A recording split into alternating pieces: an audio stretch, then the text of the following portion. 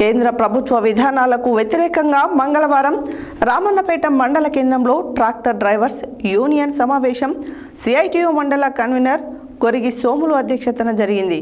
ఈ సమావేశానికి ముఖ్య అతిథిగా కల్లూరి మల్లేశం పాల్గొని మాట్లాడారు.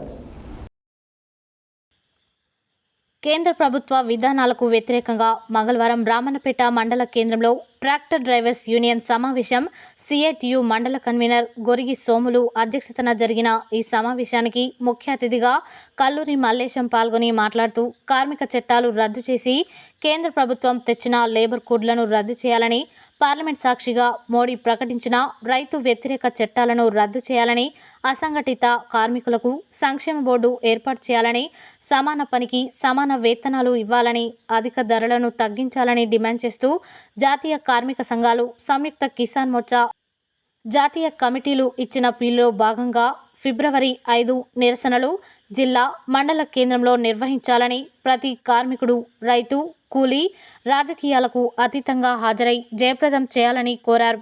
ఈ సమావేశంలో Shri Machagiri Lakshmi Narasimhaswamy tractors owners and drivers union అధ్యక్షులు గొరిగ శేఖర్, కార్యదర్శి మోటి వెంకన్న, నాయకులు మోట్రాజ్, వడ్లకొండ సత్తయ్య, ఎగ్గే మల్లయ్య, అముదరాజు, మోతే మల్లేశం తదితరులు పాల్గొన్నారు.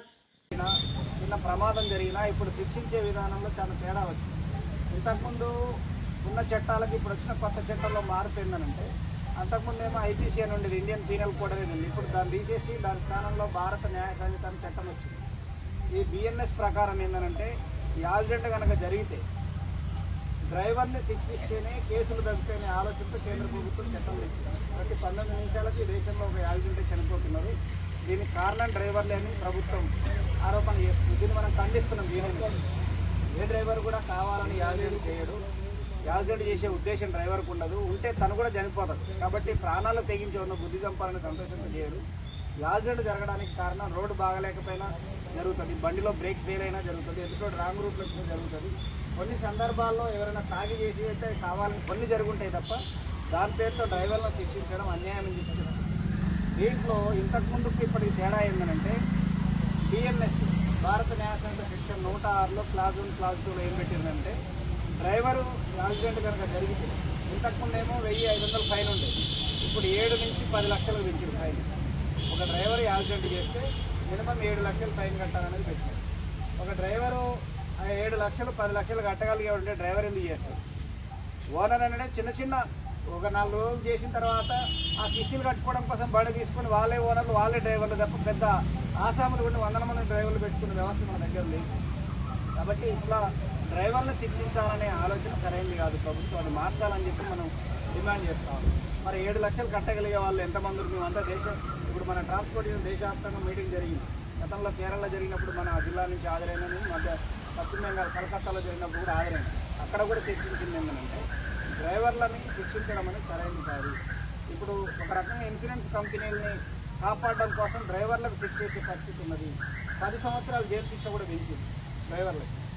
ఇప్పుడు ఏమైందనంటే, ఇంతకుముందు జరిగే నేరాలు ఇప్పుడు పెరుగుతాయి. ఉదాహరణకి రోడ్ ఎమ్మడి పోతుంటే వాడు యాక్సిడెంట్ అయిందనుకో, కాలో జరిగితే వాడు వెళ్ళిపోతే బండి చూసుకున్న భర్తలు. కానీ ఇప్పుడు ఏమవుతుందంటే, వీరు కనుక పొరపాటున నా సాక్ష్యం చెప్తే నేను 10 ఏళ్ళు జైలు ఉండాలి, 7 లక్షలు కూడా వెనక మళ్ళీ వచ్చి మొత్తం కొనుగోలు లేకుండా చేసిపోయే ప్రమాదం ఉంది.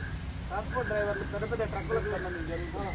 అట్లాంటి ప్రమాదాన్ని, నేరాన్ని ప్రేరేపించేటట్టుగా ఉన్నది తప్ప నేరాన్ని తగ్గించేటట్టుగా ఇది సరైనది కాదు అనేది మనం చెప్తా ఉన్నాం. రెండోది మనం అడుగుతుంది ఏంటంటే, ఇప్పుడు చాలా మంది ఉన్నారు. ఇప్పుడు కొత్త కంపెనీ ఎన్నికైనది 30 ఏళ్ళ నుంచి 40 ఏళ్ళ నుంచి ఈ ఫీల్డ్లో ఉన్న వాళ్ళు ఉన్నారు. ఇప్పుడు రేపు చేతగానప్పుడు 60 ఏళ్ళు 65 ఏళ్ళు దాటిపోయిన తర్వాత ఎట్లా బతకాలి అనేది ప్రభుత్వం నుంచి పైసా సహాయం లేదు. మనమేమంటున్నామంటే, రాజకీయాలు ఎవరైనా ఉన్నది అధికారం, కానీ ట్రాన్స్పోర్ట్ కార్మికులకి క్షణంలో గాలిలో కలిసే ప్రాణాలు రిస్క్ అయినా చేస్తున్నారు. ఇప్పుడు మనం చేస్తున్నది కేవలం మన కోసమే కాదు, ప్రభుత్వానికి కూడా. ఇవాళ ట్రాన్స్పోర్ట్ డ్రైవర్ల ద్వారా, పెట్రోల్ డీజిల్ ద్వారా, ఇప్పుడు మనం డీజిల్ పెట్రోల్ పైన సెంట్రల్ గవర్నమెంట్ స్టేట్ గవర్నమెంట్ కలిసి 70 రూపాయలు ట్యాక్స్ వసూలు చేస్తుంది. 100లో 70 రూపాయలు కమిషన్ పోతుంది వాళ్ళకి. ఆ ట్యాక్స్ మనం కడుతున్నాం. దానికి జీఎస్టీ లేదు. నువ్వు కొన్న డ్రైవర్కి జీఎస్టీ ఉంటుంది, పెన్నుకు జీఎస్టీ ఉంటుంది, కానీ పెట్రోల్ డీజిల్కి లేదు. జీఎస్టీ పెడితే 18 రూపాయలే కట్టాలి 100కి.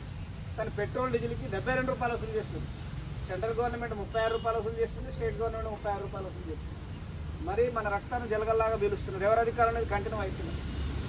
అట్లా మనం ట్యాక్సీలు కడుతున్నాం. రేపు 60 ఏళ్ళు 70 ఏళ్ళు అయిన తర్వాత చేత కానప్పుడు ఒక వెల్ఫేర్ బోర్డు ఉండాలి.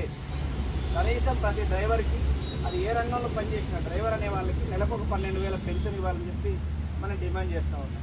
మనకు అనిపిస్తుంది గవర్నమెంట్ ఎడదెక్కిస్తుంది. గవర్నమెంట్ ఎవరికెళ్ళి ఏమి ఇవ్వడం. మనం వాడుతున్న ప్రతి వాహనానికి సంబంధించి ఇప్పుడు ట్రాక్టర్ నీకు వచ్చిందంటే ఇన్సూరెన్స్, రోడ్డు ట్యాక్స్ ప్రతిదీ కడుతూనే ఉన్నాం. అగ్రికల్చర్స్ అయితే అగ్రికల్చర్ పర్పస్లో కడుతూనే ఉన్నాం. అడ్డగోలుగా రేట్లు పడుతున్నాయి. ఏదన్నా మనకు సంబంధించిన లైసెన్స్ నుంచి మొదలు పెడితే బండ్లో వచ్చే పెట్రోల్, బైక్ వచ్చి దీంట్లో వచ్చే డీజిల్ నుంచి ప్రతిదానికి ట్యాక్స్ కడుతున్నాం. మన ద్వారా గవర్నమెంట్కి ఆదాయం వస్తున్నది. కాబట్టి ఆ వచ్చే ఆదాయం నుంచి మా సంక్షేమ